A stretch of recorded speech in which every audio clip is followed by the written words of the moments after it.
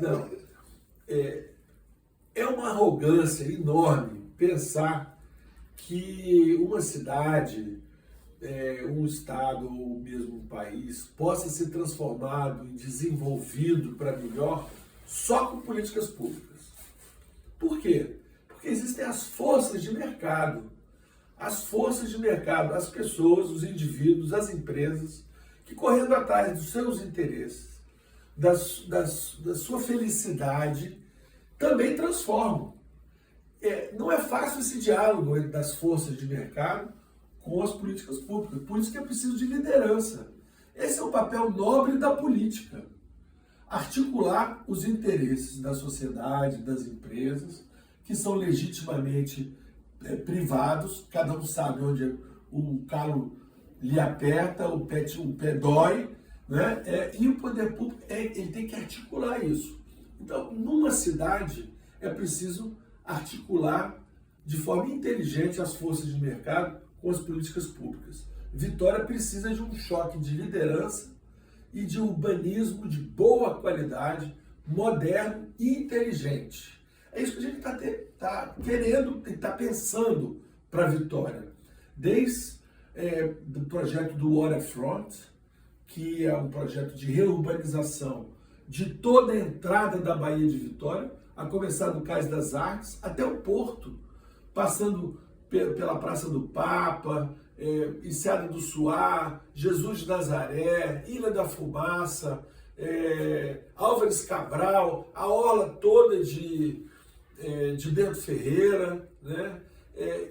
Vejam, imaginem como isso pode virar, né, um lugar valorizado, combinando iniciativas. Hoje lá no Jesus de Nazaré nós temos o Languinho, que é o empreendedor do lugar, vai todo mundo lá, mas precisa lá engordar aquela praia, fazer atracadores, marinas, ter oportunidade de empreendimentos residenciais, comerciais, que vai interessar as forças de mercado. Não são só as grandes empresas, os languinhos da vida que vão se beneficiar. O centro de Vitória, 700 imóveis abandonados, o problema da violência que piorou, população de rua. Nós temos que pensar em Vitória, no centro histórico, a partir dos ativos de Vitória. E agora, com a Codesa privatizada, com a Veportes, ela pode ajudar a construir essa solução. Nós precisamos ter uma entrada do Parque da Fonte Grande pelo centro de Vitória. Nós precisamos redesenhar o centro histórico de Vitória, valorizando o que ele tem de atrativo. Tirar essa fiação horrorosa, os postes, fazendo galerias técnicas, restaurar os imóveis. A parte da cidade alta tem que ter circulação restrita, né? De maneira que a gente possa transformar várias daquelas ruas em ruas de pedestre, né? Fazer como foi feito no Rio de Janeiro, com Porto Maravilha. Então, indo para São Pedro, temos que pensar da mesma maneira. Em vez de fazer PDU, simplesmente com regras, nós precisamos de ter um master plan para cada uma dessas regiões de Vitória, articulando as possibilidades de investimento privado com políticas públicas que façam a cidade inteira se valorizar e se desenvolver. E hoje eu converso com um amigo querido, um capixaba, um engenheiro, que atua como consultor, como empreiteiro, empresário, e conhece muito bem a ferramenta principal para fazer essa articulação das forças de mercado com as políticas públicas. É um instrumento financeiro criado no Estatuto da Cidade há mais de 20 anos, que ajudou muito as políticas públicas e a iniciativa privada nos grandes centros do Brasil, notadamente no Rio de Janeiro e em São Paulo. No Espírito Santo ninguém conhece. São as operações urbanas consorciadas. E Albuino Júnior vai falar para vocês, explicar como é que funciona esse negócio. Luiz Paulo, obrigado pela oportunidade de ter esse bate-papo aí contigo, né? Uma troca de conhecimentos. Pegando aí um gancho na sua fala da questão da liderança, eu acho que para o desenvolvimento sustentável de uma cidade, o líder tem que tentar unir os interesses das partes, que seja a população, as forças, né, de trabalho, né, as forças econômicas e a gestão pública propriamente dita, né? Então essa questão da operação urbana, ela vai muito a favor disso, onde ela agrega a necessidade de uma melhoria da área predisposta, a demanda da população para modernização do equipamento urbano, das vias, e o interesse também da iniciativa privada para poder fazer seus empreendimentos, né?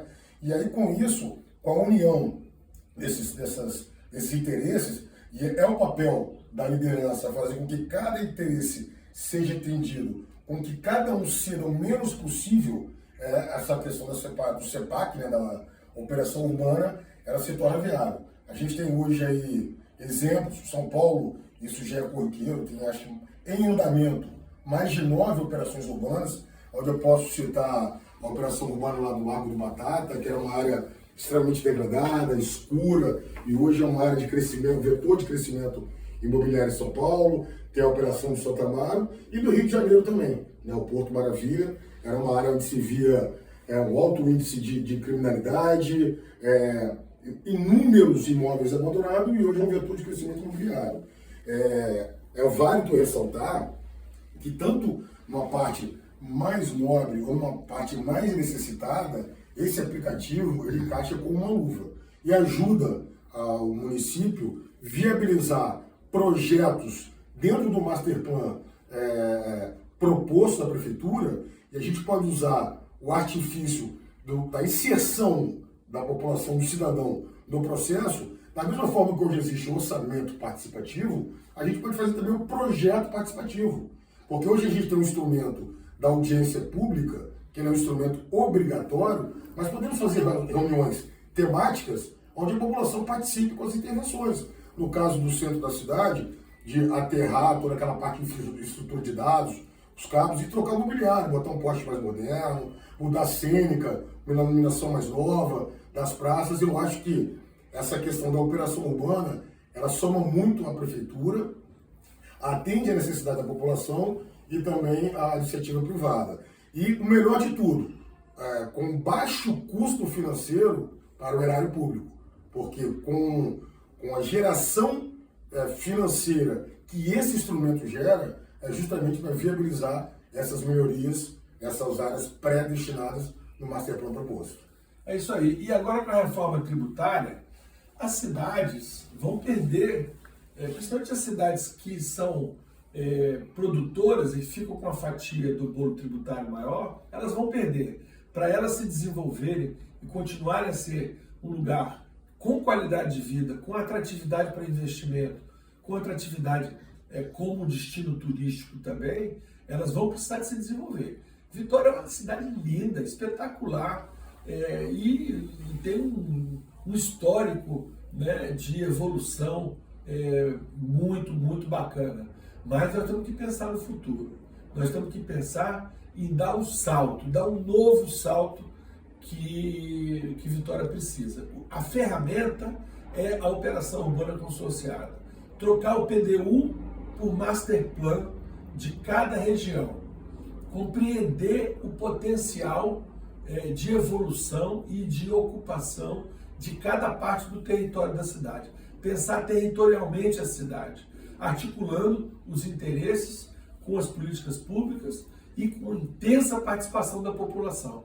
Esse é o caminho que a gente está pensando para todas as regiões, desde a área nobre da cidade, as praias, Camburi, Enseada do Suá, etc., a Bahia, a Costa Oeste, né, o Canal de Camburi, precisa ser reurbanizado.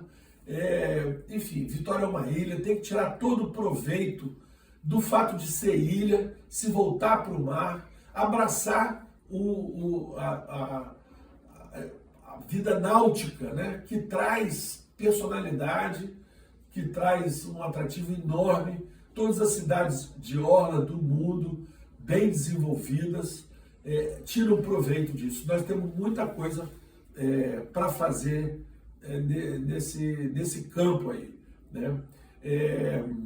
A operação urbana consorciada é a ferramenta que nós vamos usar.